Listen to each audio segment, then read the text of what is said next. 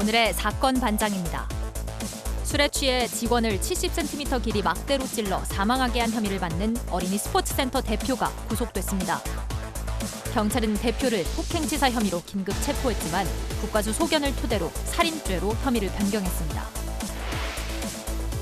전 직장 동료를 지속해서 스토킹하고 심지어 살해할 계획까지 세운 20대 남성이 재판에 넘겨졌습니다. 심지어 남성은 지난달 피해 여성이 사는 원룸 맞은편 호실로 이사와 살았던 것으로 밝혀졌습니다. 혼인 신고를 한 지 10년 넘은 남편이 협의 이혼 신청 전 아내가 만난 다른 남성에게 위자료 청구 소송을 제기했습니다. 상대 남성은 부정행위와 혼인관계 파탄 사이에 인과관계가 없다고 주장했습니다.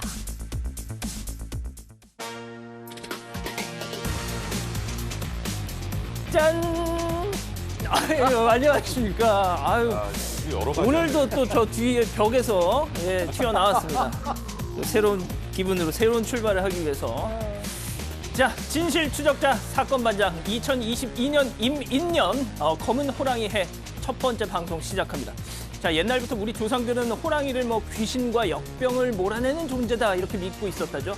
마침 코로나로 온 나라가 신음하고 있는 때인지라 왠지 올해는 정말 끝날 것 같다는 생각이 듭니다. 자, 호랑이 기운 솟아라. 자, 오늘 출연자 소개해 올리죠. 사회부 백민경 기자, 백성문 변호사, 자 그리고 김은배 전 서울청 국제수사팀장, 승재현 형사법무정책연구위원 나오셨습니다. 안녕하세요. 네, 안녕하십니까. 자, 승 의원님부터 올해 계획 한 가지씩만 밝혀주시죠. 지킬 수 있는 생명, 살릴 수 있는 생명, 보호해야 될 생명을 반드시 지키는 형사정책 법무연구원이 되도록 하겠습니다. 연습 많이 했어요. 예, 이건 준비된 멘트. 자, 우리 팀장님. 저는 이제 올해 블랙 타이거 해를 맞이해서 친구들을 지금 4일 이상 못 만나지 않습니까? 코로나가 종식되면은 친구들과 강원도로 여행을 떠나겠습니다. 알겠습니다. 자, 우리 백 변호사님. 저는 작년부터 생각하긴 했던 건데 저는 올해는 좀 다이어트를 좀. 아이고, 예. 굉장히 아마 소박하게. 실패하실 것 같아요. 자, 우리 백 기자 마지막으로.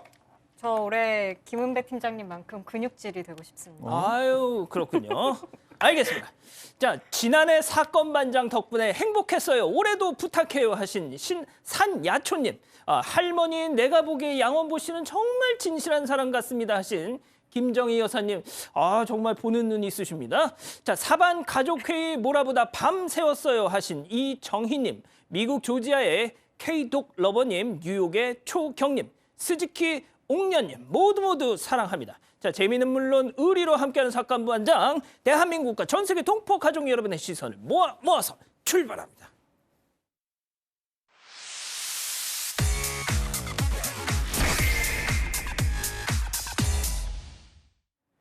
자, 지금 화제가 되고 있는 뉴스 정리해드리는 반장픽입니다. 첫 번째 뉴스 보여주시죠. 자, 마두역 상가 정밀 진단입니다. 자, 백 기자, 지난달 31일 경기도 고양시 지하철 3호선 마두역 인근 상가 건물이, 자 보십시오. 저 기둥이 저렇게 부서져 내렸습니다. 자, 인근의 인도도 내려앉았다고 해서 입주민들이 긴급 대피하는 일까지 발생했다죠? 지금 원인은 밝혀지지 않았는데 일단 31일 오전에 신고가 들어왔습니다. 일산 동구 마두동의 한 건물 지하 3층 기둥이 파손됐다는 신고였는데 신고한 상가관리사무소 관계자는 쿵소리가 나서 지하 3층을 살펴보니 기둥이 파손돼 있었다고 말했습니다. 건물 입구 앞에 인도 집안 일부가 푹 꺼지는 현상도 나타났습니다. 상가 입주민, 시민, 이용객까지 한 300여 명이 긴급 대피했습니다. 전문가는 지금 현재 건물의 붕괴 가능성이 매우 낮다고 보고 있는데요. 고양시가 바로 지하 2, 3층에 지지대 55개를 설치하는 등 긴급 보강 공사를 진행하고 있는데 또 정밀 안전 진단이 오늘 시작됩니다. 최소 1개월 정도 걸릴 걸로 보입니다. 아무튼 아무 일 없었으면 좋겠습니다. 자, 두 번째 뉴스 이어가죠. 또 택시비 먹튀.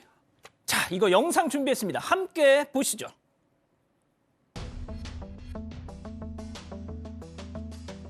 여기요. 강남역 도착했어요. 5번 치고. 여기 내리는데요?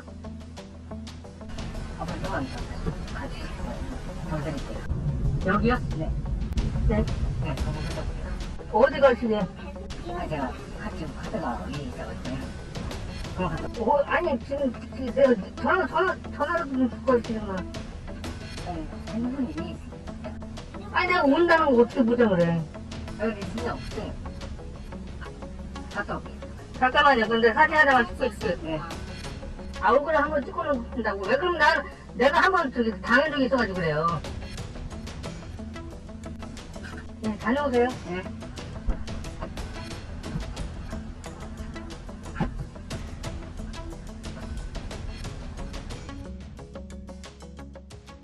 자, 얼굴 사진까지 찍었는데도 그러든지 말든지 진짜 먹튀를 했다는 겁니다. 자, 백 변호사님, 지난주에 말이죠. 이 택시비 먹튀했던 20대 여성 잡혔다라는 소식을 저희가 전해드렸는데, 자, 그러니까 기사님들이 야, 너도 야, 나도 하면서 지금 막 경쟁적으로 지금 올리는 것 같아요, 이걸. 아니 근데 이게 진짜 뭐 하루에 하나씩 올라오는 것 같아요. 네. 택시 먹튀 사건이.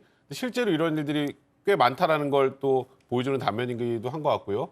제가 너무 화가 나는 건 제가 어제 새벽입니다. 광명역 인근 양지 사거리에서 좀 얇은 외투를 입고 있어서 추웠잖아요, 어제. 예. 그러니까 기사님이 지나가다가 너무 추워 보니까 일단 태워야겠다는 생각에서 늦은 시간에 들어가시려다 그랬던 것 같아요. 태워서 강남역 이제 있는 데까지 와서 아까 보시는 것처럼 자고 있었는데 내려서 이제 돈을 내라고 하니까 집에 들어가서 돈을 갖고 오겠다. 그러면 신분증이나 휴대폰이라도 좀 맡기고 가라. 그것도 다 위에 있다. 하하. 아무것도 없다는 거예요. 그러니까 지금 좀 전에 보셨던 것처럼 내가 여러 번 이런 일이 있어서 그래요 하고 사진까지 찰칵 찍고 나가서 35분 이상 이 손님이 다시 돌아오길 기다렸고 세상에. 그리고 영수증까지 조금 전에 보여주셨던 것처럼 출력하고 10분을 더 기다렸는데 결국 나타나지 않았던 겁니다. 경찰에 신고는 하지 않으셨다고 하는데요. 자, 아까 보셨던 것처럼 이 요금 기다린 시간까지 포함해서 32,000원 정도 나왔다고 하는데 저 남성도 얼마 전에 찾았던 그 여성 2명처럼 또 찾았다는 얘기 듣고 싶네요. 그러니까요. 조만간 또 그런 소식이 들리겠죠.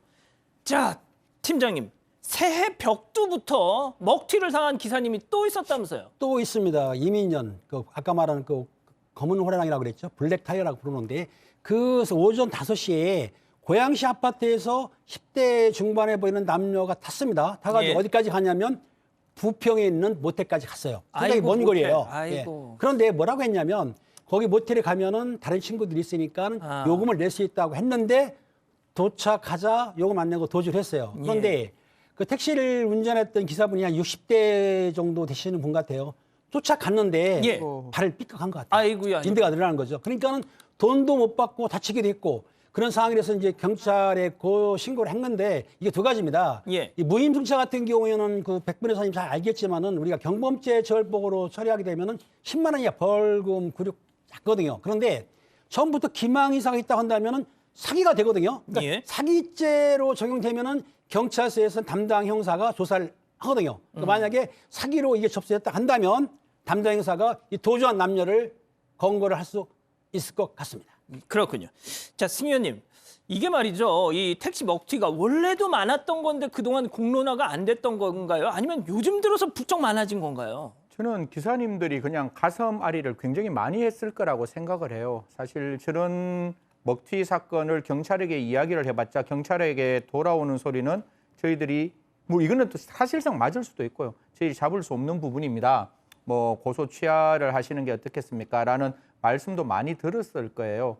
또 손님이 저렇게 도망가는데 다른 손님 태우기 위해서 다른 데 가는 게 맞지 저 사람 잡으러 갈 수도 없었으니까 이번 사건이 공론화되었으니까요. 방금 우리 팀장님이 말씀해 주신 대로 처음부터 작정하고 택시비를 내지 않으려고 마음을 먹었다면 그 부분은 사기죄가 성립될 수 있고 또 택시 운전자분들의 그 노동자분들의 하루에 벌 수 있는 그 내용 벌이를 생각한다면 굉장히 큰 벌입니다. 우리 경찰에서도 물론 인력과 예산이 부족하겠지만 이런 사건 나오면 끝까지 추적해서 잡아주시기를 부탁드리겠습니다. 알겠습니다. 자, 세 번째 뉴스 바로 이어가죠. 이거 정말 충격적이었습니다. 얼음 위에 버려진 강아지. 자, 무슨 일인지 영상으로 함께 보시죠. 자, 꽁꽁 얼어붙어 있는 강에 무언가가 이렇게 막 움직이죠. 그렇습니다. 새끼 강아지인데 꼬리를 흔들고 가까이 오려고 막 하는데 이게 제자리 걸음이에요. 알고 봤더니 자, 목에 묶인 끈이 저 위에 돌덩이하고 연결이 돼 있습니다. 그러니까 이게 앞으로 나아갈 수가 없는 겁니다. 자, 강아지가 발견된 지난 1일 최저 기온 영하 9도까지 떨어졌는데 아, 팀장님, 이게 말이죠. 어떤 인간이 이랬는지 모르겠지만 이걸 인간이라고 불러야 됩니까, 이거? 사람 맞지만 인격적으로 성숙이 안 된 사람인데요. 그 1일 오후 4시 30분경에 시민이 목격한 건데 웬 남성이 저 강으로 갔습니다. 화상인데 그리고 강아지, 그 어린 강아지에다가 끈을 묶어가지고 바위를 묶었지 않습니까? 그러니까 못 움직이게 한 것 같아요. 그 파운드리 내에는. 그리고 예. 나서는 그냥 가버린 거예요. 아니 세상에 지금 말씀하신 대로 그 강아지 참 예쁘게 생겼는데 저런 강아지를 강우에 버리면 오래되면 아마 그게 저체온증으로 사망할 수도 있는 상황인데 어떻든 저거를 이제 그 남성이 이제 구했던 것 같아요. 목격자가 그분도 반려견이 갖고 왔었는데 그분은 반려견이 추울까봐 옷까지 입힌 상황인데 저는 지금 발가벗고 있지 않습니까? 세상에. 얼마나 춥겠어요. 그런데 아무튼 그 강아지를 구조한 단체에서는 그 강아지 이름을 떡국이라고 이름 줬다는 거예요. 떡국이. 새해 떡국 아시죠? 떡국이를 줬는데 아이고. 아마 이 입양에 관심 있는 사람들은 연락 바란다니까 저 아이고. 강아지를 사랑하시는 분은 전화를 하셔가지고 입양을 해서 잘 키웠으면 좋겠습니다. 아유, 진짜 저 떡국이 저 생긴 거 보세요. 얼마나 귀엽습니까? 저 자는 것 좀 보세요, 백 변호사님. 저런 강아지를 버리고 가고 싶을까요, 진짜? 저는 이 사람은 꼭 잡아서 처벌해야 된다고 생각을 하는데 일단 왜 돌을 저 꽝꽝 얼린 그 얼음 호수 위에다가 놓고 갔을까요? 날이 따뜻해져서 얼음이 녹으면 아이고, 같이 가라앉는 거고요. 진짜 그러네요. 그리고 계속 얼려 있으면 저 강아지가 계속 버틸 수 있겠습니까? 아무것도 못 동사했겠죠. 먹고 동사했겠죠. 그러니까 저 강아지를 죽일 생각으로 저렇게 놓은 겁니다. 일단 현행 동물보호법상 지금 일단 미수를 처벌하지 않는다 그래도 의도 자체는 강아지를 사실상 살해하려고 했던 것이고 상해에 이르게 한 경우에도 그런 경우에도 동물보호법 위반으로 2년의 징역형이 처해질 수 있고요. 그리고 일단은 동물 유기하는 것도 원래는 벌금형에 처해질 수 있습니다. 그러니까 지금 저 떡국이가 지금 저렇게 잘 구조된 건 천만다행이지만 저런 행동을 자행하고 간 사람은 꼭 찾아야 될 것 같고요. 예. 그 법에 따라 합당한 처벌이 이루어져야 될 것 같습니다. 알겠습니다. 자, 네 번째 뉴스 이어가죠. 중앙선 넘어 버스로 꽝입니다. 무슨 일인지 영상으로 함께 보시죠. 자, 마을버스가 왕복 2차선 좁은 도로 달리고 있습니다. 이때 멀리 저 보이는 불빛이 가까워졌더니 점점 가까워지 꽝! 버스와 충돌을 했습니다. 자, 노란 불빛의 정체 오토바이였는데 오토바이와 버스 모두 중앙선을 침범해서 사고가 났습니다. 자, 승 의원님. 네네. 그런데 버스보다는 오토바이가 더 중앙선을 많이 침범한 것 같아요. 저 부분에 대해서는 이제 경찰이 확인해야 되겠지만 혹시 저 버스 지금 사고 난 뒤에 흰색 차량이 한 대 지금 보이는 게 있을 거예요. 그래서 버스 운전사는 좀 흰색 보이시죠? 차인데 아하. 저 차를 피하려고 중앙선을 그러네요. 넘었는 것 같아요. 어. 그러니까 앞에 서가 있는 흰 차 때문에 부득이 중앙선을 넘었고 예. 지금 나와 있는 오토바이 입장에서는 모르겠습니다. 저 부분은 확인이 되어야 되는데 피해갈 수 있는 오른쪽 공간 여분이 분명히 보이는데 왜 저렇게 직진을 했는지에 대해서는 좀 이렇게 살펴봐야 되지만 지금 경찰관의 말에 따르면 버스가 중앙선을 침범하였고 오토바이도 침범하였는데 오토바이 운전자가 다쳤기 때문에 버스 기사에게 안전운전 불이행 딱지를 발행했다라고 하는데요. 이 부분에 대해서는 저는 교통사고에 대해 잘 모르지만 적어도 버스 운전자는 부득이하게 중앙선을 넘을 수밖에 없었는 것이고 오토바이 운전자는 충분히 공간이 있어서 피해갈 수 있었음에도 불구하고 그러게요. 중앙선을 넘어왔기 때문에 저런 부분에 대해서는 좀 정확하게 과실상계 혹은 불법성을 판단해야 된다라는 말씀드리겠습니다. 알겠습니다. 마지막 뉴스 빨리 이어가죠. 자, 직원이 1,880억 원 횡령. 야, 이 오스템 임플란트 아주 유명한 회사죠. 이 자금관리 직원이 회사 돈 1,880억 원, 회사 자본금의 91%에 달하는 돈을 횡령했습니다. 네, 일단은 자금관리 직원의 단독 범행으로 보고 있습니다. 횡령 추정 액수 무려 1,880억 원입니다. 회사 자기 자본의 90%에 달하는 규모고요. 현재 경찰 조사가 진행 중인데 직원은 잠적하고 도주한 상황입니다. 아니, 승현, 이게 무슨 영세 사업자도 아니고 이런 회사에서 어떻게 이런 일이 벌어질... 그렇죠. 보통 1,880억 같으면 한 2년, 3년, 4년 거쳐서 해야 되는데 지금 같은 사건은 모든 서류를 위조해서 1,880억을 횡령했다라는 겁니다. 지금 상황에서 지금 사람은 잡히지 않았는데 더 중요한 것은 이 돈 반드시 동결해서 이 회사에게 돌아갈 수 있도록 해주셨으면 고맙겠습니다. 자, 이 직원이요. 지난해 10월 이후에 이 반도체 소재 업체 동진 세미컬 이 주식을 1,000억대 매입한 그래서 증권가에서 파주 슈퍼개미라고 불렸던 사람과 동일 인물인 게 확인이 되면서 더 충격을 주고 있다고 합니다. 처음에는 이 사람이 무슨 코인 투자로 대박을 냈던 사람으로 알려졌었는데 알고 봤더니 회사 돈을 횡령했던 거였죠. 자, 오늘 반장픽 이렇게 정리하고요. 오늘 사건 이어갑니다.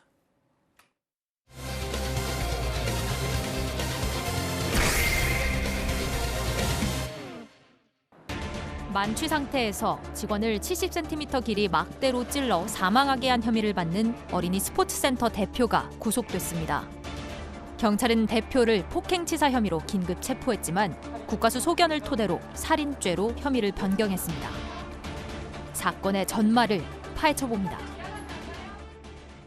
자, 지금 엽기 사건입니다. 어린이 스포츠센터 대표가 직원을 살해해서 구속됐는데 자, 좀 설명 좀 해주시죠. 네, 지난달 31일, 그러니까 지난해 마지막 날입니다. 이날 오전 센터 대표는 119에 전화를 걸었습니다. 자고 일어나니까 직원이 의식이 없다면서 신고를 했는데 직원은 발견 당시에 하의를 입고 있지 않았습니다. 그리고 온몸에 멍이 들어 있었고 또 엉덩이 쪽에 외상이 발견됐습니다. 경찰은 폭행치사 혐의로 이 대표를 긴급 체포했습니다. 자, 그런데 부검 결과가 나오고 나서 경찰이 폭행치사에서 살인으로 혐의를 바꿨다고요? 네, 맞습니다. 이게 제일 처음에 이제 그냥 폭행으로 인해서 고의 없이 사망했는 줄 알았는데 방금 백 기자님이 말씀 주신 대로 부검을 해보니까 신체 내부 장기에 손상이 있었고 그 장기의 손상이 외부에서 신체 내로 들어갔다는 점이 확인되었기 때문에 폭행치사에서 살인죄로 혐의를 변경해서 지금 수사 중에 있습니다. 자, 이게 그 팀장님 70cm 길이로 이거 좀 말로 참 설명드리기도 좀 그런 사건인데 70cm 길이의 막대기로 사람을 이거 뭡니까 도대체 이게? 그러니까 같이 그 스포츠센터 대표인데요. 어떻든 주먹으로 때리는 것도 있겠지만은 지금 신기를 사용했는데 70cm 상당히 길거든요. 이 정도 되거든요. 이런 플라스틱 막재로 장기를 손상시켰다고 한다면 상당히 깊이 찌른 거거든요. 그러니까 무자비하게 찌른 거기 때문에 보통 사람들이 이렇게 못 하거든요. 근데 이 사람은 왜 이랬는지 실제 무슨 원한이 있는지 아니면 정신질환이 있는지 이 조사를 철저히 해야 되는 거죠. 어떻든 피해자가 일반인으로 폭행당한 게 아니고 흉기를 이용해가지고 사망했다니까 너무나 안타깝기도 하고 좀 억울하게 생각할 것 같아요. 유족들은. 네. 자, 변호사님, 이게 말이죠. 처음에는 폭행치사에서 알고 봤더니 그냥 뭘로 때려서 이렇게 사망한 건 줄 알았더니 부검을 해봤더니 그 70cm 길이 막대기를 몸속에다 집어넣었다는 거 아닙니까? 그러니까 일단은 단순하게 폭행을 좀 중하게 한다고 사람이 일반적으로 사망하진 않죠. 예. 그러니까 이제 경찰이 외견상으로 봤을 때는 폭행으로 인해서 일단 고의가 있는지는 몰라도 사람이 사망을 했기 때문에 폭행치사 혐의로 일단 생각을 했었는데 국과수에서 이제 확인을 해보니까 지금 말씀하셨던 것처럼 70cm 가량의 막대를 가지고 몸으로 관통시켜서 일단 심장이나 장기를 훼손시켰다면 이건 명백히 사람이 사망할 수 있다는 걸 인지할 수 있는 상황이기 때문에 살인고에 있다고 볼 수밖에 없는 거고요. 그래서 일단 살인으로 혐의를 변경한 거고 형량에서 차이가 많습니다. 폭행치사 같은 경우 3년 이상의 유기징역형에 처해질 수 있다면 살인의 경우에는 사형, 무기 또는 5년 이상의 유기징역형에 처해질 수 있고요. 사실상 엽기 살인 사건이기 때문에 이건 신상공개도 진지하게 고민을 해봐야 되는 사건 아닌가 싶습니다. 자, 그래서 당신 왜 그런 거냐 했더니 이 사람 음주운전을 하려는 직원을 내가 말리다가 시비가 붙어서 이런 일이 벌어졌다라고 경찰에서는 진술을 했다고 하는데 자, 유족들은 이 대표, 이 피의자의 이런 진술이 정말 억울하다 이렇게 호소를 하고 있습니다. 관련해서 유족 얘기 직접 한번 들어보시죠. 저는 제 동생이 이렇게 간 게 너무 억울해서 참을 수가 없어요. 근데 음주운전을 언급해서 저는 너무 화제가 나는 게 마지막 가족 카톡방에서 얘기를 나눴던 게 대리기사가 20분 동안 안 잡힌다였거든요. 그래서 제가 애용하는 대리기사 번호를 알려줬고. 자, 그럼 첫 번째 사건 체크포인트 짚어보죠. 자, 왔다가 그냥 갔다입니다. 자, 지금 우리 가족 여러분들이 이게 너무 충격적인 사건이라서 이게 정확히 어떤 건지 약간 좀 이해를 못 하시는 분들도 계시는데 그 긴 막대기를 몸의 위쪽이 아니라 아래쪽에서 이제 했다는 거죠. 자, 그런데 이 왔다가 그냥 갔다.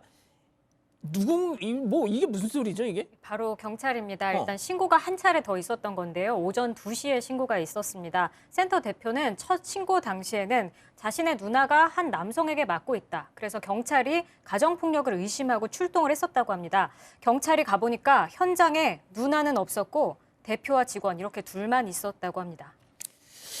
자, 그런데 말이죠. 일단 신고가 돼서 왔습니다, 경찰이.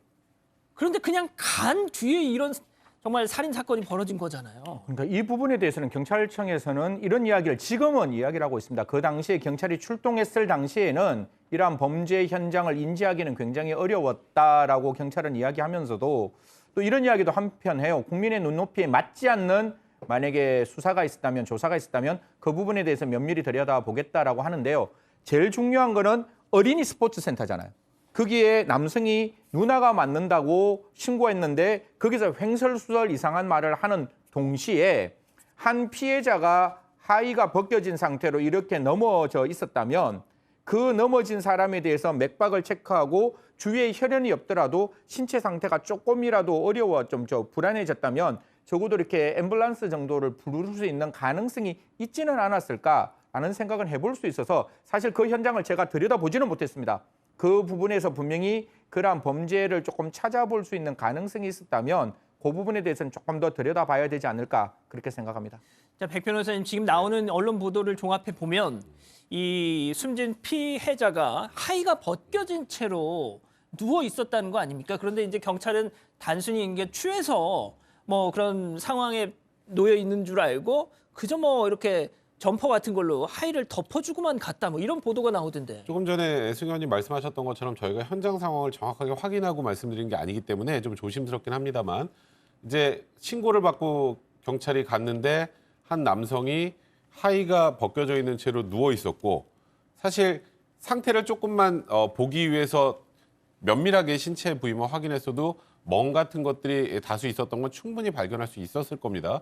근데 다만 그 얘기를 믿기만 하고 술에 취해서 잠든 것 같다는 취지로 패딩만 덮어주고 왔다면 어찌 보면 지금 뭐 저희가 정확한 사망 추정 시간 모르기 때문에 그 당시에 경찰이 이제 뭐 예를 들어서 맥박 정도는 짚고 살아있는 건 확인하고 나왔다고 지금 일단 보도상에 나오고 있는데 만약에 그 당시에 사망한 상태였다라는 게 나중에 확인이 된다면 더 큰 문제가 될 것 같고 아직까지 그 현장을 저희가 파악하지 못해서 그렇습니다만 그런 정도의 어린이 스포츠 센터에서 뭐 하의를 벗고 쓰러져 있는 남성이 있었다면 좀 더 면밀히 관찰을 했어야 하는 것 아닌가라는 아쉬움은 분명히 남습니다. 자, 이 팀장님, 이 최관호 서울청장이 오늘 기자간담회에서 이 사건 관련해서 이 현장에 출동했던 경찰들이 살인 범죄를 인지하기 어려웠던 것 같지만 국민 관점에서 어떤 미비점이 있었는지 파악 중이다 이런 얘기를 했습니다. 그런데 지금 저희가 설명을 드렸지만 이게 다시 한번 우리 가족 여러분들한테 말씀드리면 너무 좀 이 상황 자체가 끔찍하고 그래서 저희 구체적으로 이 상황 설명을 드리지 못하는 점을 좀 양해해 주십시오. 그런데 뭐가 됐든 하의가 벗겨져 있었고 일단 뭐 보도를 보니까 주변에 혈흔이나 이런 건 없었다고 합니다. 아마 이 상처가 장기 안쪽에서만 이렇게 있었던 것 같은데. 그렇습니다. 지금 이 상황을 보게 되면 신고를 하게 되면 경찰관이 출동을 하는데 먼저 지구대 경찰관들이 출동을 합니다. 현장을 가보니까 한 남성은 신고를 한 사람이고 한 남성이 누워 있었는데 아마 그 하의는 벗겨져 있었어요. 그리고 의심이 갔어야 되는데 실제적으로 여기 나온 거 보면은 사망하지 않은 상태이기 때문에 가서 상체방을 보니까 살아있는 걸 알고 그 당시에 잔발 놓고 갔어요. 그런데 출동한 사람이 형사라고 한다면 사실은 뒤집어 보거든요. 왜냐하면 뒤에 엉덩이 쪽에 있는 상처가 있다고 한다면 이건 사건이거든요. 그런데 그거를 확인을 못했어요. 이 부분이 미진한 거고 만약에 만에 하나 그럴 일 없겠지만 그 피해자가 사망한 상태인지도 불구하고 제대로 확인을 못하고 갔다고 한다면 그 실수인 거죠. 만약에 사망했으면 바로 검시를 하거든요. 근데 아마 사망한 거는 인지를 못했던 것 같아요. 단지 여기서 문제는 출동했던 경찰관이 지구대 경찰관들이기 때문에 전문 수사를 받은 형사가 아니기 때문에 조금 위협할 수는 있다. 이게 상당히 아쉬운 부분이었던 거죠. 그렇군요. 자, 백 변호사님. 네. 이 정말 무슨 뭐 엽기적인 살인마다라고도 하기를 좀 애매한 것이 다음 날 정신 차리고 나서 자기가 신고를 했어요. 그래서 출동한 경찰들에 의해서 또 현장에서 바로 체포가 됐습니다. 이게 좀 뭔가 싶어요. 그러니까 이게 술김에 그냥 다투다가 우발적으로 살해했다고 하기에는 범행 수법 자체가 너무 엽기적이죠. 예. 이제 그러다 보니까 물론 본인이 아침에 상황을 확인하고 신고했다고 하지만 그 사이에 어떤 동기로 이런 행동을 한 것인지 단순히 술 마셨다가 이런 정말 끔찍한 범행을 저지르는 건 그렇게 쉬운 일이 아닙니다. 예. 그러면 그 전부터 뭔가 켜켜이 쌓여 있는 뭔가 상대방에 대한 원망이나 뭐 그런 내용들이 있는지 혹은 금전 문제가 있는지 이런 것들 하나하나 꼼꼼하게 좀 검토를 해서 정확한 범행 동기를 찾는 것 굉장히 중요한 이제 수사 과정이 될 거고요. 제가 말씀드렸던 것처럼 뭐 술 깬 뒤에 경찰에 자수했다라는 이유만으로 저 사람의 범행이 정당화될 수 없는 것이기 그럼요. 때문에 극도로 잔인한 살인 사건 같은 경우에 신상 공개를 할지 여부와 관련해서 제가 아까 말씀드렸던 것처럼 좀 더 한번 생각을 해볼 필요가 있지 않나 싶습니다. 한 가지만 뭐, 더 말씀드리면 저 혈흔 검사도 좀 했으면 좋겠어요. 사실상 이게 약물에 관련된 내용도 조금 찾아봐야 되는데 그냥 엄주로 그치는 게 아니라 그 부분도 한번 좀 들여다봤으면 하는 마음입니다. 알겠습니다. 자, 이 뭐 사건은 앞으로 저희가 몇 번 더 좀 소개를 해드려야 될 것 같은 느낌이 옵니다. 첫 번째 사건 이렇게 정리하고요. 두 번째 사건 이어갑니다.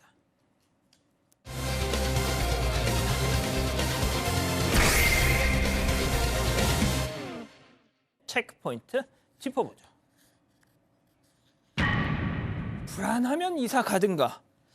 아니 백 기자, 이사 갈 정도로 불안한 일이 뭡니까? 지난달 30일에 국민청원에 올라온 글입니다. 청원인은 아이 엄마라고 하는데 아침에 4살짜리 아이를 유치원에 어린이집에 보내려고 집 앞에서 엘리베이터를 버튼을 누르고 유모차를 준비하던 시점이었다고 합니다. 이 과정에서 아이와 좀 대화를 나눴다고 하는데 한 남성이 갑자기 속옷바람, 맨발로 뛰쳐나와서 조용히 안 하냐면서 아이 앞에서 입에 담기 힘든 말을 퍼부었다고 주장하고 있습니다. 자, 이게 결국 폭행까지 벌어졌다고요? 그렇습니다. 이것이 말씀하신 대로 층간 아니고 측간이라는 건데 위층이 아니면 아래층이 아니고 옆집이라는 얘기예요. 근데 아이가 울 수는 있습니다. 근데 이 아이가 운다고 그래가지고 크게 들리진 않는데 이 상대방 남자가 예민한 거예요. 그러니까 이제 욕설을 하고 하니까는 그 여성분이 그걸 증거로 남기기 위해서 아마 그 동영상을 찍었던 것 같아요. 그 동영상을 찍으니까는 욕설을 하면서 이마로 들여받았다는 거예요. 여기에서 실제적으로 그 폭행은 맞습니다. 이마로 들여받았는데 근데 그 불특정 다수인이 아니면은 욕설한 것에 대해서는 모욕죄로 처형하기 힘들 것 같고 만약에 죽인다고 협박을 했으면 협박죄도 플러스 될 거예요. 어떻든 욕설도 하고 협박됐을 것 같은데 그걸 벗어나서 이마로 가슴을 받았다고 한다면 당연히 이건 폭행으로 입건하여 처벌할 수 있는 거죠. 자, 승 의원님, 저희가 이제 층간 소음 관련한 사건들은 많이 전해드렸지만 이 옆집 소음 때문에 이렇게 된 건 또 별로 기억이 없는데 일단 이 글을 청원 글을 올리는 어머니가 한두 번 참았던 게 아니다. 뭐 사실 이 뒤쪽 부분이 더 저는 화가 났는데요. 이 어머니의 주장에 따르면 옆집 남성이 지속적으로 가족에게 피해를 끼쳤는데 아이가 유모차에 타고 있는 그 유모차를 향해서 담배 꽁초를 버렸다라는 이야기가 나오고 있습니다. 이거는 사실 정말 용서할 수 없는 부분인 거죠. 아이가 타는 유모차, 그 유모차에 정말 아이가 있는 상황에 담배 꽁초를 버렸다면 정말 저 부분은 이해될 수 없는 부분인 것 같고 또 남편에게 시비를 걸면서 목을 졸랐다라는 이야기까지 합니다. 목을 팔로 감아 조르기도 했다라는 이야기를 하는데요. 또 뿐만 아니라 동네에 있는 슈퍼 사장님과도 여러 가지 문제점이 발생했다라는 이야기들이 나오고 있습니다. 이런 부분을 전반적으로 좀 다 살펴봐야 되는 대목이라고 생각합니다. 자, 일단은 뭐 이 청원인의 일방적인 어떤 주장에 기초한 그런 내용입니다만 아직까지는 백 변호사님, 이게 만약에 사실이라면 일단 정말 온 동네에 민폐를 끼치는 그런 상황 같아 보이는데 정말 이런 사건 접할 때마다 이웃 잘 만나는 것도 정말 복이다 이런 생각이 드네요. 참 이게 경찰 입장에서 좀 난감하긴 할 것 같아요. 왜냐하면 지금 우리가 보기에도 이 청원인의 얘기가 사실이라면 여기 어떻게 살겠습니까? 그죠? 근데 이 남성을 그럼 뭐로 처벌할 수 있느냐 생각을 해보면 아까 이마를 머리로 들이받았다 폭행, 그다음에 욕설을 퍼부었다 협박입니다. 기껏해야 그거는 실형 선고도 안 되고 벌금 정도가 될 것 같고 이 남성이 정신적으로 문제가 있다면 정신질환자라면 말 그대로 심신미약 같은 것으로 감형까지 되겠죠.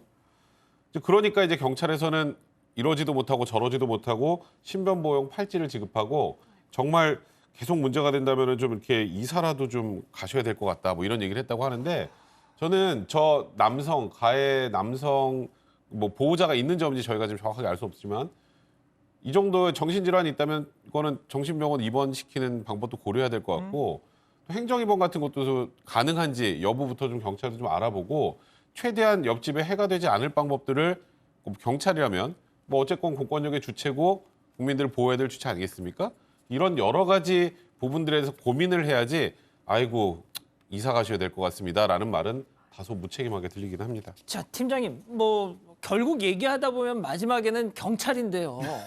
그렇죠. 아, 이게 참 뭐 저는 그래도 이제 저도 한때 경찰 기자를 하면서 그분들 정말 고생하는 걸 봤기 때문에 가급적이면 진짜 그분들의 노고 같은 것도 이해해 드리고 싶은데 아, 그냥 이사 가시는 수밖에 이거는 조금 그 말은 좀 잘못한 것 같고요. 실제적으로 층간소음에 신고 들어오면 경찰이 출동할 수는 있습니다. 출동하는데 인근소란죄, 경범죄 처벌법으로 처벌 정도밖에 안 되는 거예요. 만약에 위층과 아래층 간에 싸움을 했다 그러면 폭행죄로 입건할 수도 있고 아까 말씀하신 대로 협박이라든가 재물손괴를 할 수는 있는데 일단 협박이나 재물손괴, 폭행이라 하더라도 지금은 현행범 체포를 거의 안 하거든요. 예. 만약에 아까 도끼로 같은 휘둘렀을 경우에는 특수 재물손괴라든지 특수폭행을 해가지고 우리가 체포를 할 수는 있어요. 하지만 그런 액션을 나타내야 되는 거지 단순히 쿵쾅거린다 신고했다 해가지고 싸웠다 해가지고 체포를 못 하거든요. 그러니까 경찰이 사행 간의 문제에 대해서는 깊이 관여할 수 없다. 무조건 체포하게 되면 인권침해로 경찰관이 불려가거든요. 예. 그렇기 때문에 좀 조심을 하죠. 그러니까 흉기 들고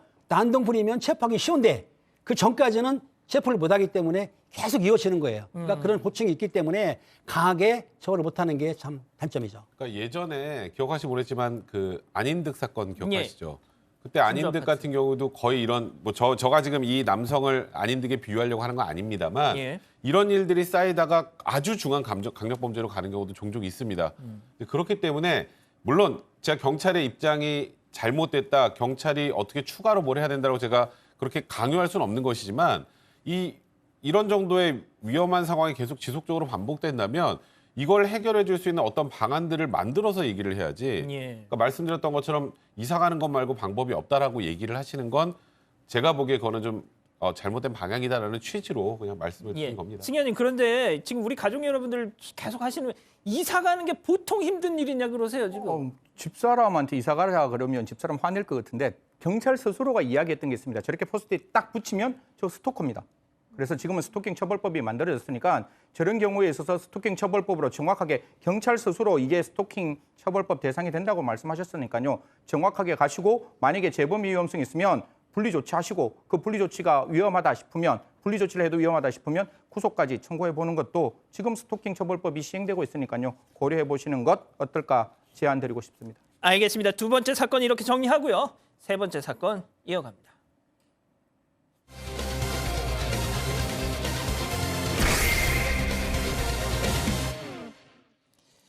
자, 백 기자.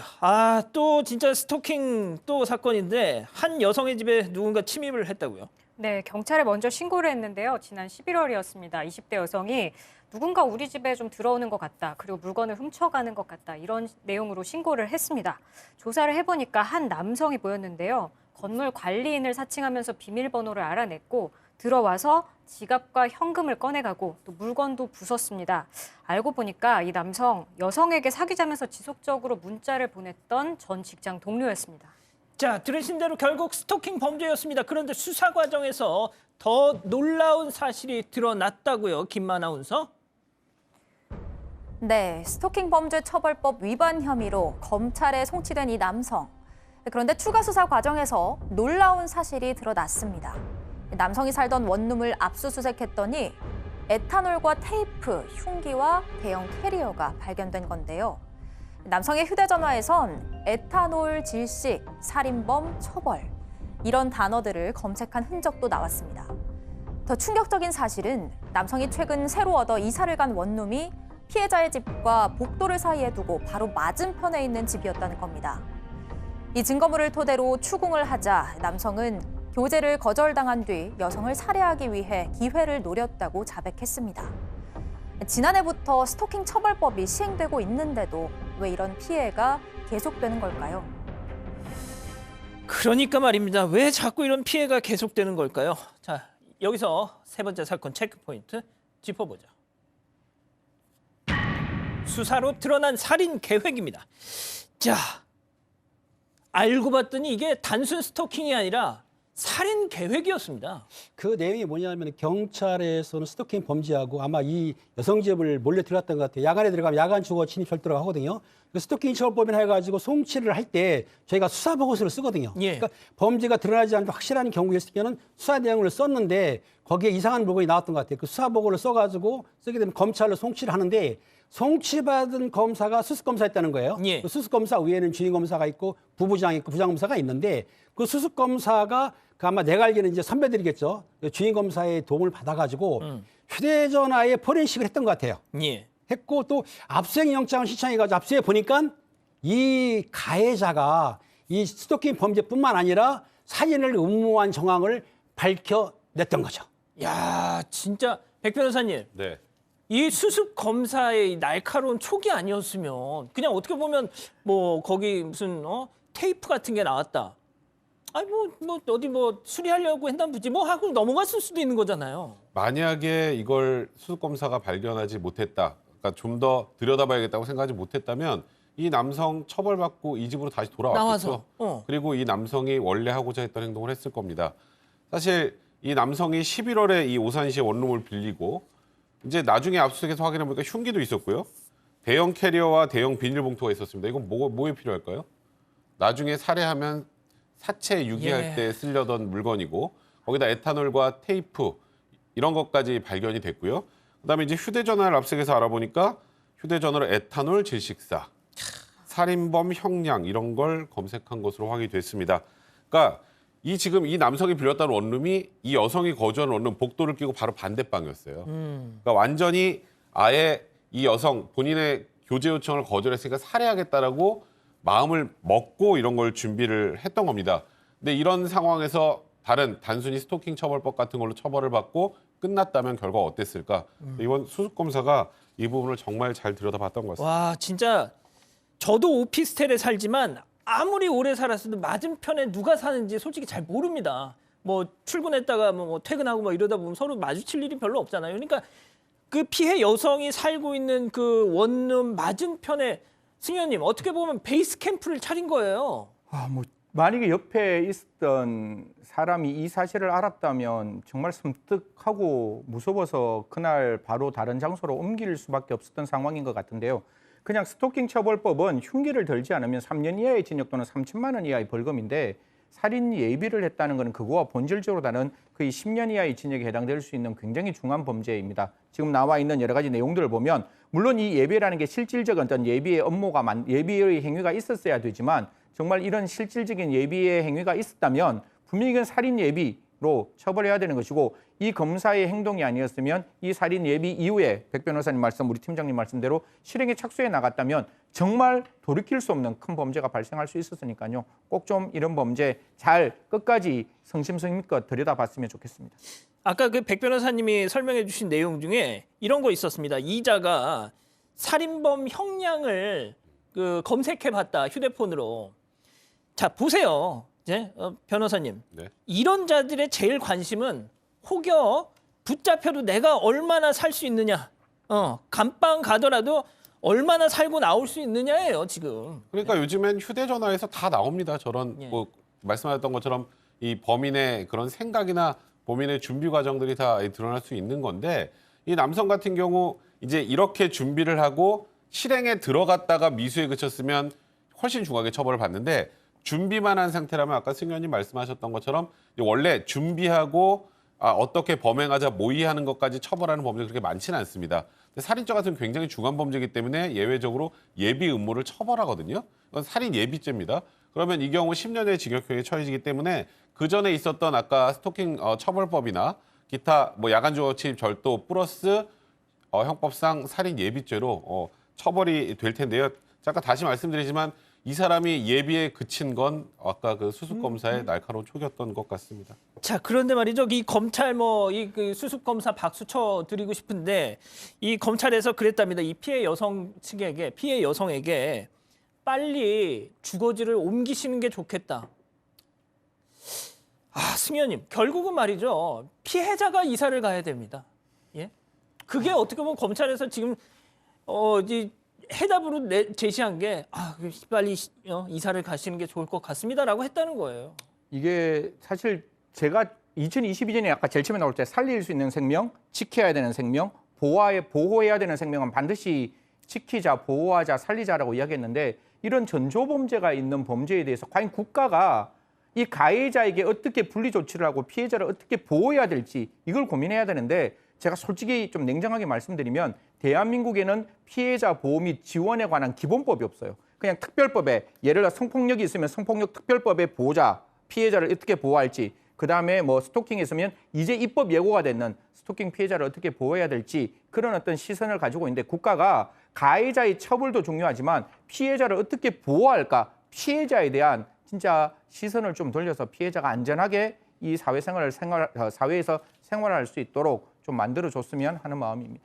자, 팀장님 짧게 뭐 이 사건 관련해서 해주고 싶으신 말씀 없으십니까? 지금 검찰에서 이사하라고 했는데요. 실제적으로 그 가해자가 형을 살고 나왔을 경우에 피해자의 주거지를 알게 되면 범행을 하겠죠. 그렇기 때문에 이거는 실제적으로 피해자를 보는 맞습니다. 왜냐하면 거기 살게 되면 또 피해를 보니까 이 남자가 찾지 못할 곳으로 이사를 간다. 제일 중요한 거는 가해자가 찾지 못하게 숨는 게 가장 좋거든요. 실제로는 왜냐하면 우리가 수사기관에서 보호하는 거는 한계가 있다. 본인이 어느 정도는 지켜야 된다. 아, 참 그 현실을 모르는 바는 아니지만 왜 피해자가 꼭 이렇게 이사를 다녀야 되고 숨어야 되는지 이 현실 자체가 너무 좀 짜증이 납니다. 자, 세 번째 사건 이렇게 정리하고요. 네 번째 사건 이어갑니다.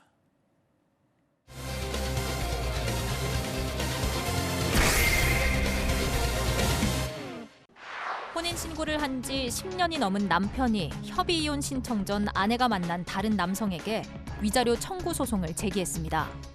상대 남성은 부정행위와 혼인관계 파탄 사이에 인과관계가 없다고 주장했습니다.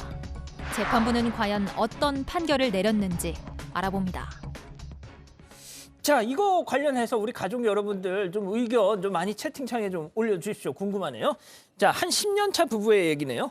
네, 10년차 부부 얘긴데요. 이혼을 하기로 했다고 합니다. 그래서 협의 이혼 의사 확인 신청을 했는데 그 후 아내가 이 신청 이후에 다른 남자를 만났어요. 이 이혼에 들어가기 전에 알게 된 남자와 계속 만나게 됩니다.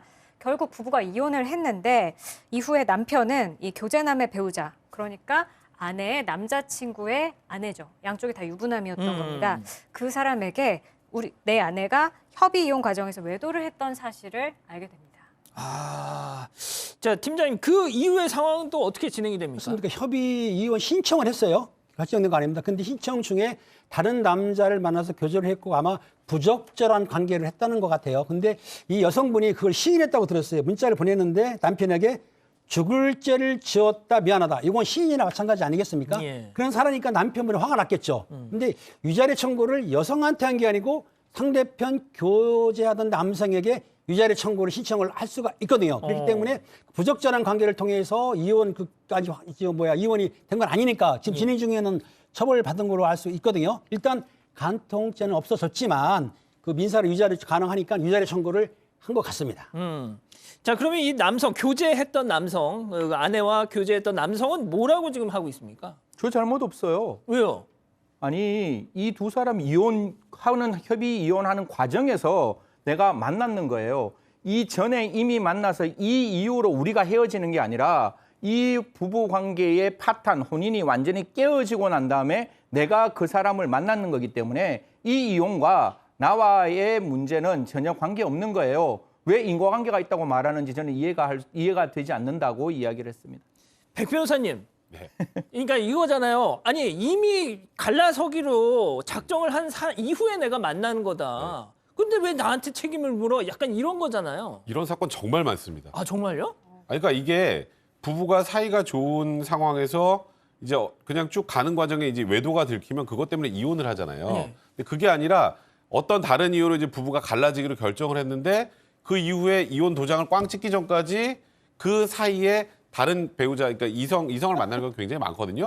그럼 이게 어쨌건 둘은 끝났으니까 그 뒤에 만나는 것까지 뭐라는 게 좀 너무한 것 아닌가라는 생각을 할 수도 있고 아하. 또 한쪽에서는 아니 그 도장 찍기 전까지는 부부인데 부부면은 그거 그래도 어쨌건 완전히 갈라서기 전이니까 그건 잘못했지.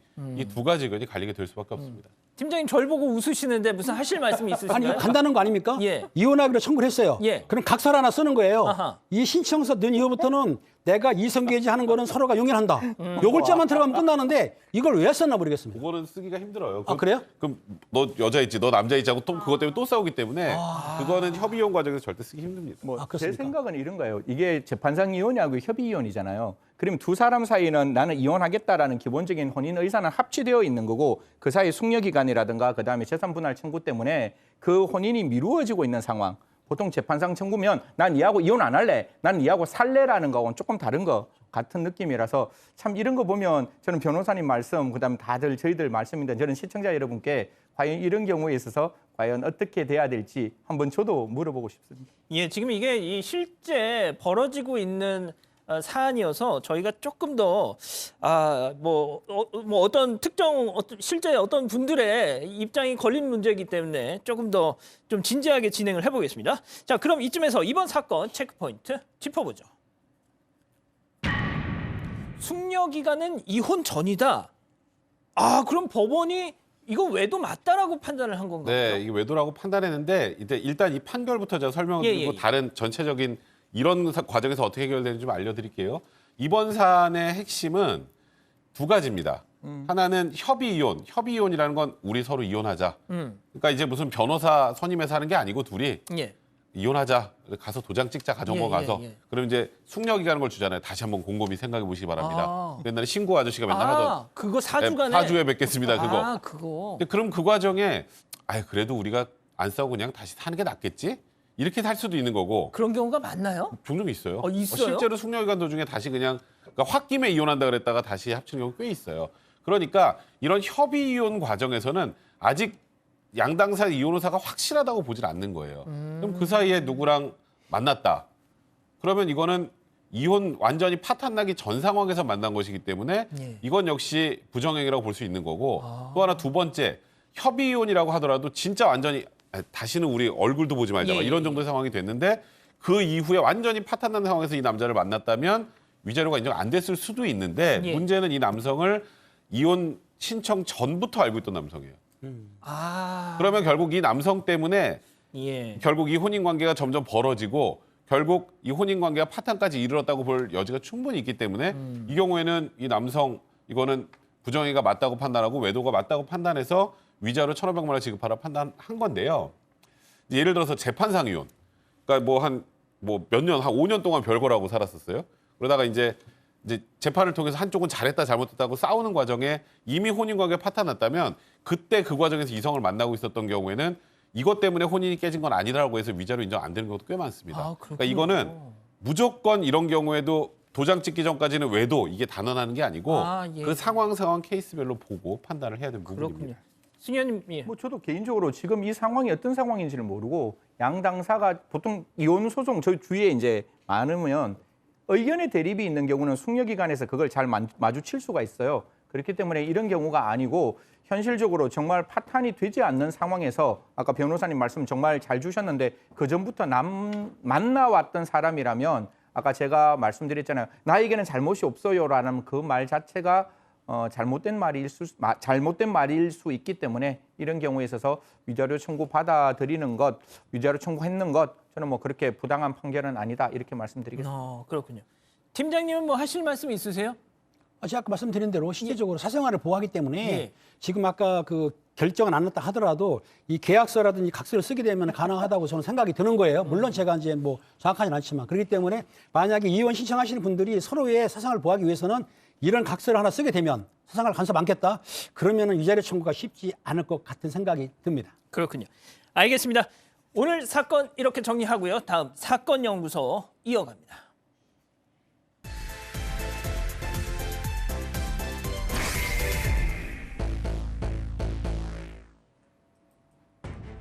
(2004년 10월) 충남 연기군 1번 국도 근처에서 발견된 여성의 시신 한 곳. 강원도 횡성에서 가출 신고된 24살 전모 씨였습니다. 손과 발이 묶인 채 침대 커버에 쌓여 있는 모습이었습니다.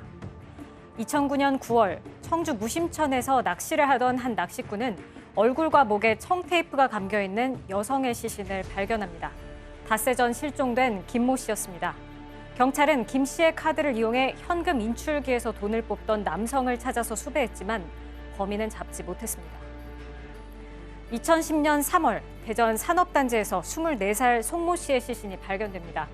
사건의 단서는 인근 CCTV에서 포착됐습니다. 대형 트럭 사이에 송 씨의 시신을 유기하는 남성.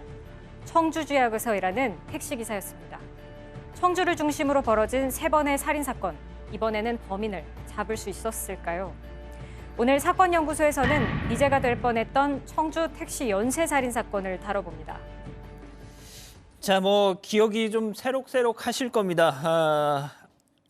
주범의 이름이 안남기였죠. 지금 무기징역형을 받고 잘 살고 있는데, 자, 백 기자, 이 청주 지역, 충청북도 청주 지역에서 활동하던 택시기사, 이 안남기가 범인이었는데, 자, 범인을 검거했어요. 네. 근데 아까 소개드렸다시피 몇 건의 이제 사건이 있었는데 2010년에 와서야 지금 검거가 된 그러니까요. 겁니다. 3월 28일 새벽 1시쯤이었는데 대전의 한 산업단지에서 대형 트럭 바퀴 근처에 시신을 유기하는 모습이 고스란히 CCTV에 잡혔습니다. 당시에 경찰은 이 근방을 지나가던 62대의 택시를 모두 조사했는데 청주에 적을 두고 있던 택시기사 안남기를 검거했습니다. 안남기는 조사 결과 청주에서 자기의 택시에 탄 송모 씨를 위협해서 돈을 뺏고 또 강간을 하려고 했는데 일단은 미수에 그쳤습니다. 그런데 이 과정에서 피해자의 얼굴에 청테이프를 감으면서 피해자가 질식사를 하게 됩니다. 자, 이 안남기가 체포될 당시에 그 부산 여중생 살해 사건, 이 김길태 사건이 같이 약간 이렇게 불거지면서 그때 당시 이명박 당시 대통령이 김길태 수사를 막 사실상 지휘하다시피 하면서 세간의 모든 관심이 다 김길태한테 쏠리면서 정말 이 안남기 사건이 더 어떻게 보면 부족함이 없을 정도로 심각했지만 상대적으로 주목을 받지 못했었던 그런 사건입니다. 자, 2004년부터 2010년까지 7년에 걸쳐서 벌어졌던 사건인데 모두 한 사람이 했던 짓이었죠? 네네. 사실 이게 연쇄살인이라는 게 2004년부터 이루어졌다. 그것도 세 건에 걸쳐서 2010년까지 이루어졌기 때문에 사실 이게 연쇄살인인지 아닌지가 굉장히 이렇게 세간의 이목이 집중되었는데요. 중요한 거는 저희들이 연쇄살인이라는 걸 확인하기 위해서는 범죄의 수법의 유사성을 찾아가야 되는데 2004년, 그다음에 2009년, 2010년에 있던 모든 사건들이 첫 번째 성폭행을 하려는 의도가 분명히 보였고 또 그 이후에 금전적인 갈취가 있었는데 22만 원, 16만 원, 7만 원 이런 어떤 금전적 갈취의 모습들이 보였기 때문에 같은 사건의 유사성이 분명히 보이는 사건이었고 그래서 DNA를 하나하나 추적해 보니까 이 모든 사건이 지금 우리가 말한 안남기가 범한 사건이다라는 게 밝혀졌습니다. 자, 그런데 팀장님, 2009년 이 무심천에서 시신이 발견됐을 당시에 저희가 보여드릴 텐데 현금 인출기에서 이 안남기가 돈을 인출하는 이 장면이 포착이 됐어요. 그런데 요즘에는 저 정도 하면 다 잡는단 말이죠. 그렇습니다. 2009년 그 4월에 김 씨한테 카드를 뺏어가지고 카드로 비밀번호 알아냈어요. 알아내고 나서 편의점에서 인출할 때 지금 화면에 나오시지만 모자를 썼지 않습니까? 예. 모자를 썼기 때문에 얼굴 아랫부분하고 턱부분을 보였어요. 근데 두 가지입니다. 실제적으로 저렇게 하게 되면은 얼굴 대조하기가 힘들고 서로 얼굴이 나왔다 하더라도 사실은 지명수배도 잘 검거를 되지 않습니다. 잘 되지 않잖아요. 그러니까 힘들었는데 더군다나 당시 아마 피해자 성폭행했다 그러면은 DNA를 아마 채취했을 거예요. 그런데 DNA 대조가 좀 안 됐을 거예요. 그러다 보니까 저 범인을 그 2004년 범인을 2010년 잡을 때까지 경찰들이 수사를 했지만은 정확하게 인적성을 몰랐기 때문에 검거를 못했던 거죠. 그렇군요. 자, 그래서 이듬해 2010년에 검거가 됐는데 역시 많은 전과가 있었습니다. 사실 이게 정말 어찌 보면 그 당시에 화가 났던 일이었는데 이 안남기가 67년생입니다. 어렸을 때 굉장히 좀 어렵게 살고 상경에서 공장에서 일하다가 서울에서 만난 여성과 결혼해서 아이도 셋이나 낳았습니다. 그리고 택시기사를 예전에 했었어요. 그러니까 다른 직업이 아니라 택시기사를 하다가 2000년 8월에 승객을 19살 미성년자를 흉기로 위협해서 성폭행하려다 미수에 그쳐서 3년을 복역합니다. 예. 강간치상 혐의였어요. 예. 그리고 나와서 다시 택시기사를 하게 된 거예요. 그 성폭행 미수 사건을 저지르고 그렇죠. 3년을 살고 나와서 또 택시기사를 해요. 그리고 택시기사를 하면서 이 안남기 나중에 수사기관에서 그냥 경제적 어려움이 있어서 또 그런 범행을 했다라고 진술했단 말이죠. 그러니까 이게 성폭행 전과가 있는 사람이 택시기사가 다시 되는 게 가능한가? 그때 당시 이 부분이 굉장히 충격적이었고 사실 이때 좀 논란이 됐던 건 이 안남기가 2004년에 사건 하나 하고 예. 그다음에 5년을 점핑해서 2009년, 2010년입니다. 맞습니다. 그러면 이런 행동을 해왔던 사람이 5년을 쉰다? 그 좀 이해 안 돼서 중간에 이 뭐 청주나 대전이나 안산 지역의 미제 사건들하고 안남기에 연관 있는 것 아니냐 이런 얘기가 많이 나왔는데 그 부분을 더 확인하는 데는 실패를 했던 겁니다. 자, 그러니까 이 공백기, 5년의 공백기에 도대체 또 어떤 사건을 저질렀는지 확인을 했지만 그건 밝혀내지 못했다는 건데, 자, 일단 잡혔습니다. 잡혔는데 당시 피해자를 살해한 뒤에 팀장님 그 시신을 저는 이게 정말 너무 충격적이었는데 차 트렁크, 택시 트렁크에 싣고 다닌 채로 영업을 했어요. 자, 그러니까 이제 그 피해자가 사망을 했습니다. 시식사로 사망했는데 그 당시에 시체를 유기하거나 어디에 묻을 만한 장소를 발견을 못했던 거예요. 그렇기 때문에 그 시간을 벌기 위해서 일단은 트렁크에 넣어놓고 영업을 했다는 거예요. 그러니까 아니 생각을 해보세요. 그 택시 승객이 탔는데 사실 모르겠죠. 뒤 트렁크에 사람이 죽어 있는 걸 전혀 몰랐을 거 아닙니까? 그러니까 그런 상태로 이 사람이 너무 정말 내가 볼 때는 사람으로 생각하기 힘든데 왜냐하면 저렇게 잔혹한 사람이 어떻게 영업까지 하느냐. 보통 시신을 살해하게 되면 갖다가 유기하지 않습니까? 산속에든 해야 되는데 하질 않고 이틀 동안은 트렁크에 넣어놓고 다니면서 영업을 했던 거예요. 그러니까 겁이 없는 건지 아니면 제대로 정신이 없는 건지 아무튼 영업했던 건 맞은 것 같습니다. 자, 그래서 이런 걸 보고 이자는 혹시 사이코패스가 아닌가 싶어서 이 재판에 앞서서 그때 정신감정도 했다는 거 아닙니까? 사실 여러 가지 정신장애적인 측면도 들여다봤고 사실 정신장애라는 건 심신미약이냐 심신상실이냐 이런 걸 살펴봤는데 그런 부분 전혀 아니었고 방금 말씀 주신 대로 사이코패스에 대한 검토도 했지만 그런 징후도 보이지 않았다. 어떻게 보면 우리 옆에 살고 있는 외로운 늑대 형태의 범죄자였는데 주위 사람들한테 물어봤대요. 이 사람 도대체 어떤 사람이냐 물어보니까 그냥 조용하고 성실하고 업무에 빠지는 적이 없는 굉장히 조용한 사람이었다라고 이야기를 합니다. 사실 저희들 우리 팀장님도 계시지만 범죄 수법 바라보면 굉장히 흉악한 범죄를 저지르는 사람이 사회 내에서 굉장히 선량한 모습으로 많이 비춰지는데요. 사실 이런 부분이 사이코패스가 가지고 있는 전형적인 자기 자신을 일반 대중 속에 숨기는 그런 어떤 모습들인데 지금 그 당시의 판단으로는 사이코패스가 아니었다 이렇게 나와서 저도 기억납니다. 굉장히 프로파일러도 많이 동원되었고 거짓말 탐지기까지 아마 활용이 되어서 수사가 진행되었다는데요. 아까 말씀 주신 대로 그 5년 동안의 공백인 미제 사건에 대해서는 특별하게 범죄 혐의점을 발견하지 못했다 이렇게 말씀드리겠습니다. 당시 또 회자됐던 얘기 중에 하나가 여성 승객들이 타면 일단 학생이냐 이렇게 묻는답니다. 그럼 학교 다닌다 하면은 그냥 보내주고 회사에 다닌다, 직장인이다 하면 범행을 저질렀다는 이 안남기. 자, 그래서 재판에 넘겨졌습니다. 결과가 어땠나요? 안남기 재판에서 피해자들 숨 쉴 수 있게 내가 청테이프로 둘러놓긴 했지만 조금씩 찢어서 숨을 쉴 수는 있게 해줬다. 그러니까 죽이려는 생각은 없었다라고 계속 주장을 했는데 재판부가 이 주장 받아들이지 않았습니다. 1심에서 사형이 선고됐고 항소심을 결국 갔는데요. 무기징역으로 감형됐습니다. 현재는 청주교도소에서 복역 중이고 모범수라고 합니다. 자, 백 변호사님, 제가 진짜 화가 나는 건 이런 부분입니다. 예? 세상에 사람을 이렇게 많이 죽여놓고 연쇄살인을 저질러 놓고 세상에 2심에서 감형이 돼서 무기징역으로 감형이 되고 또 지금 모범수랍시고 지금 천수를 누리려고 지금 이런다는 거 아니에요, 지금? 정말 저러다 가석방이나 되는 건 아닌지 모르겠네요. 그게 제일 걱정입니다. 무기징역이 차라리. 선고돼서.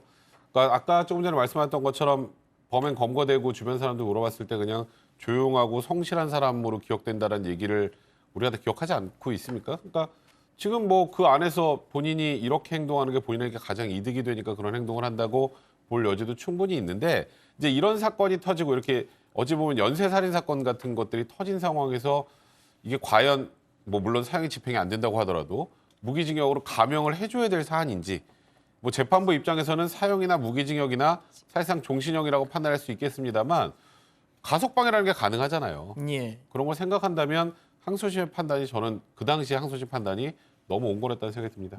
승 의원님, 저는 영화 밀양에서 말이죠.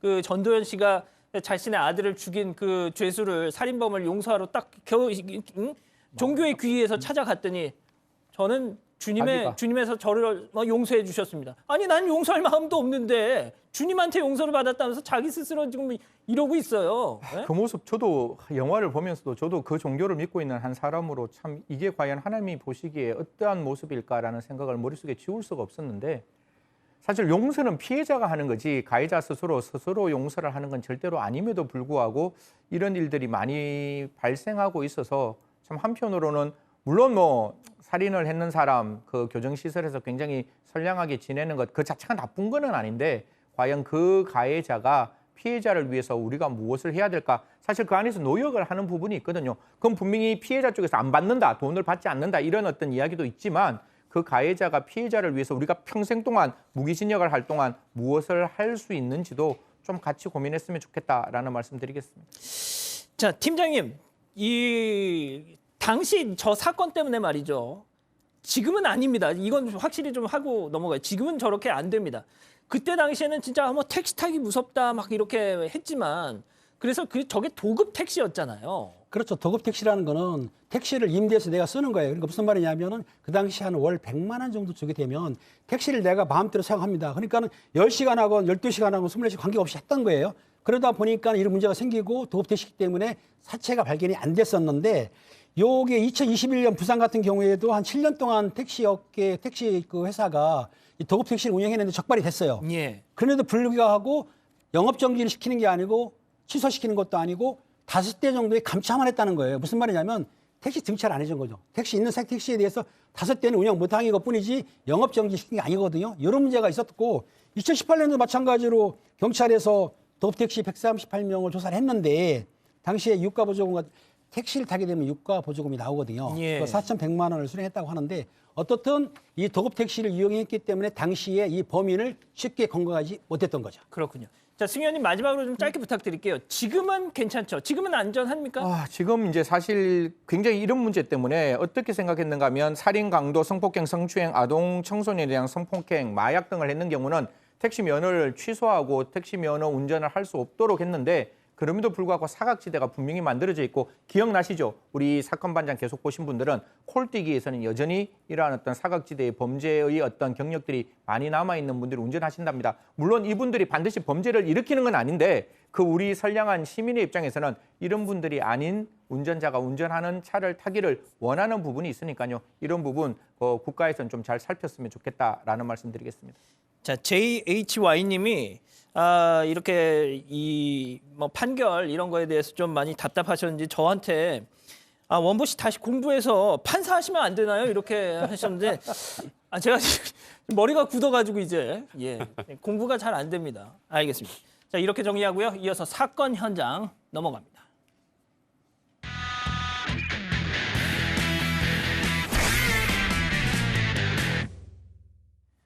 자, 신개념 소통방송 사건반장 역시 새해에도 우리 가족 여러분들의 사연 전해드려야죠. 지금 여기로 보내주시면 됩니다. 인스타그램에도 올려주셔도 되고요. 자, 오늘 사연은 두 분입니다. 먼저 허윤님의 사연인데요. 보여주시죠.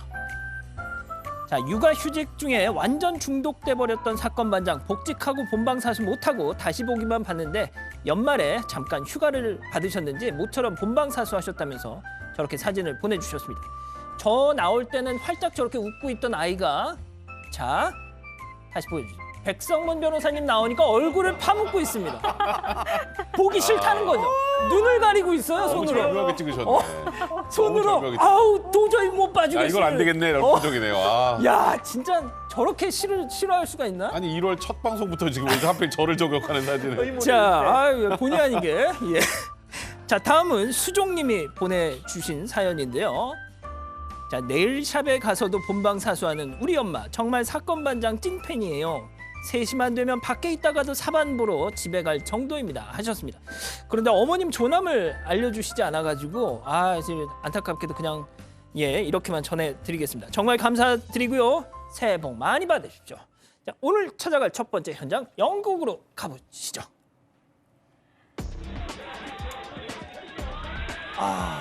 네, 영국 맨체스터의 바입니다. 새해 첫날인 1월 0시가 지난 시각 손님들이 손에 스파클러 폭죽을 들고 파티를 즐기고 있습니다.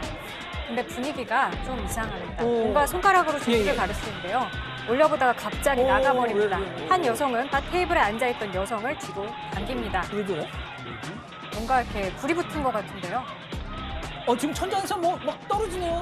네, 천장에 풍선 장식이 붙어 있었는데 이 풍선 장식에 불이 붙어서 장식과 불꽃이 우수수 떨어지고 있습니다. 바 테이블에 앉아있던 여성이 스파클러 폭죽을 위로 높이 들다가 불이 난 걸로 추정됩니다. 누군가가 소화기를 가져와서 불을 꺼보려고 하는데 너무 빠른 속도로 번지고 있어서 좀처럼 불이 꺼지지 않는 모습입니다.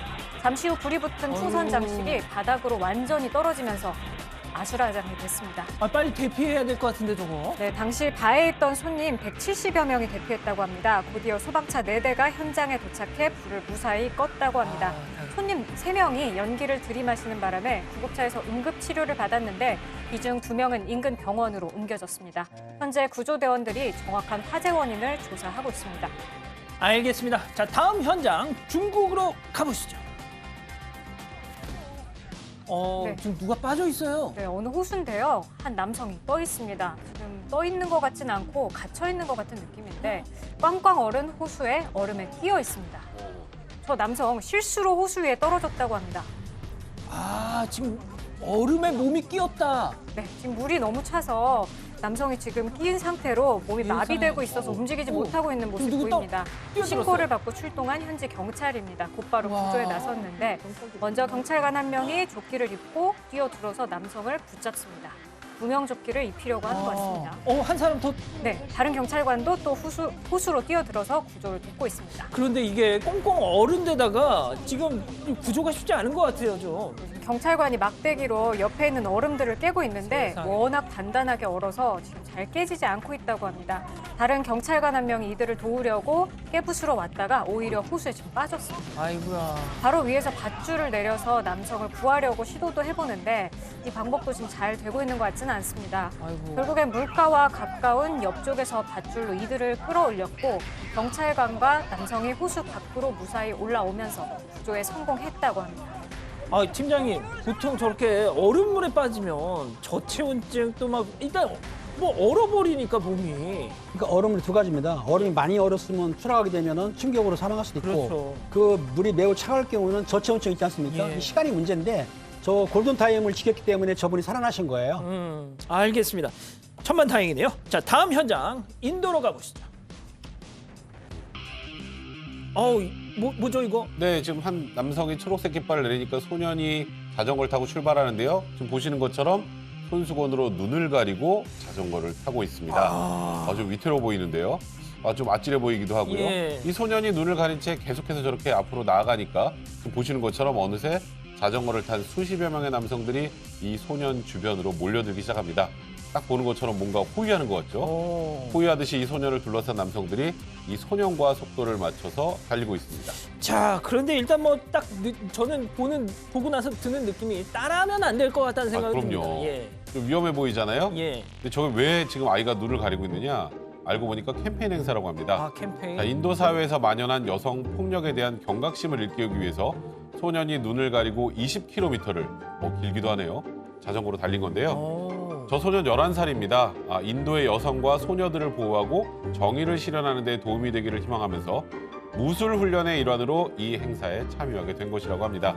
실제로 인도 남부 타밀나두주에서는요, 많은 여성들이 남성의 폭력과 결혼 때문에 극단적인 선택을 하거나 또 목숨을 잃은 것으로 알려졌습니다. 자, 행사는 잘 끝났겠죠? 네, 잘 끝났습니다. 저 눈을 가린 채 자전거를 탄 행사 1시간 3분 동안 진행이 됐고요. 행사가 다 끝나고 이 소녀는 주정부로부터 금메달을 받았습니다. 이 소녀는 이날 받은 금메달을 최근 세상을 떠난 인도 국방장관에게 바쳤습니다. 알겠습니다. 자, 다음 현장 영국으로 가보실 텐데요. 먼저 화면부터 보시죠.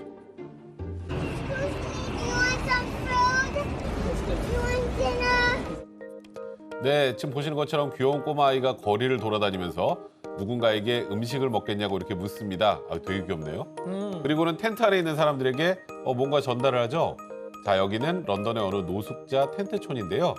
알고 보니까 이 아기가 텐트에서 생활하는 노숙자들에게 저녁 드실래요? 라고 물어본 뒤에 이렇게 직접 도시락을 배달하고 있는 겁니다. 세상에. 진짜 너무 귀엽죠? 예뻐요. 네, 저 아이 이름이 알리아라고 합니다. 31살 아나스타샤 레이닌더스 씨 딸인데요.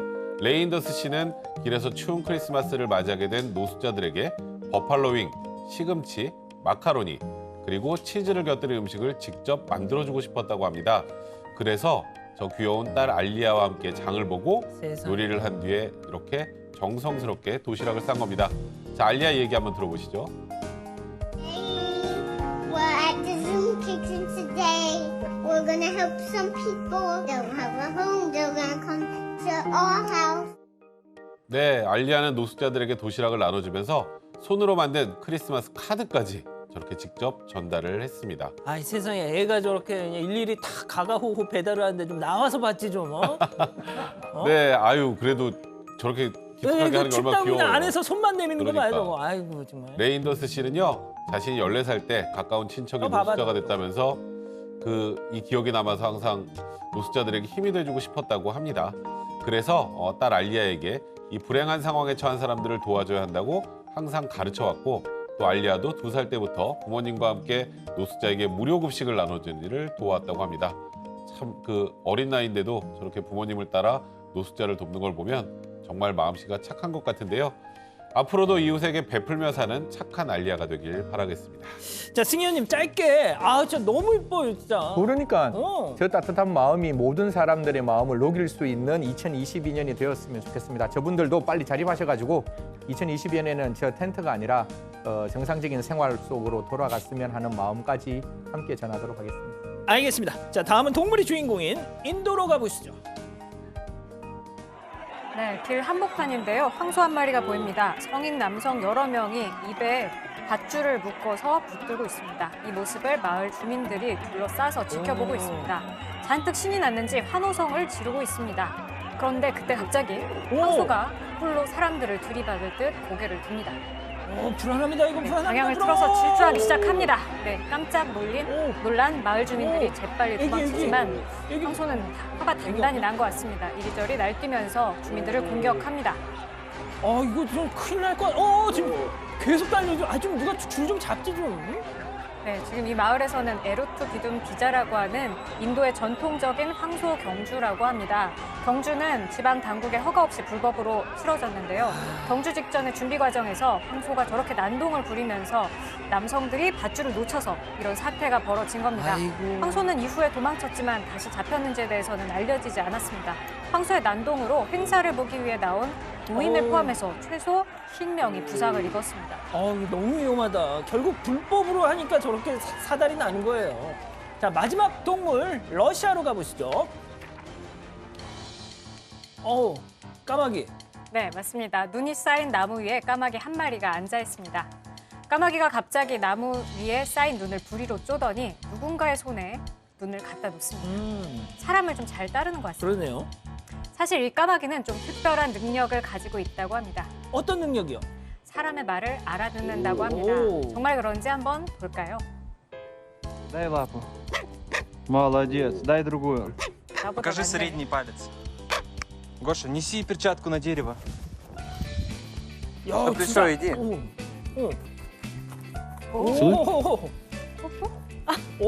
야, 신기하다. 네, 강아지만큼이나 말을 잘 알아듣는 모습이 놀랍습니다. 저 까마귀 이름이 고샤라고 합니다. 주인 세르게이비치 씨의 말에 따르면 고샤가 최대 30가지의 명령에 답을 할 수 있다고 합니다. 저렇게 주인이 자신의 어깨 위로 올라오라고 하면 어깨 위로 올라가고 뽀뽀해달라고 하면 부리로 볼에 뽀뽀까지 합니다. 어떻게 저 까마귀를 키우게 된 거죠? 네, 주인 세르게이비치 씨는 평소 숲에서 캠핑을 즐긴다고 하는데요. 어느 날 숲에서 나뭇가지 아래에 떨어진 새끼 까마귀를 발견했다고 합니다. 그때 저 새끼 까마귀를 데려와서 정성스럽게 보살폈고 고샤라는 이름을 붙여준 뒤에 집 정원에 마련한 새장에서 키워왔다고 합니다.